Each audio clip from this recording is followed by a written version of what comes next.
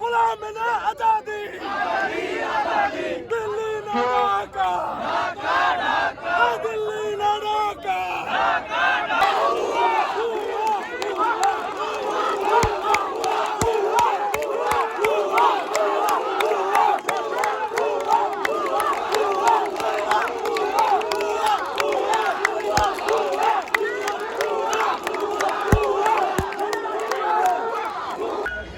জেলা ম্যাজিস্ট্রেটের পক্ষ থেকে এখানে আপনাদের কথা শুনতে এসেছি।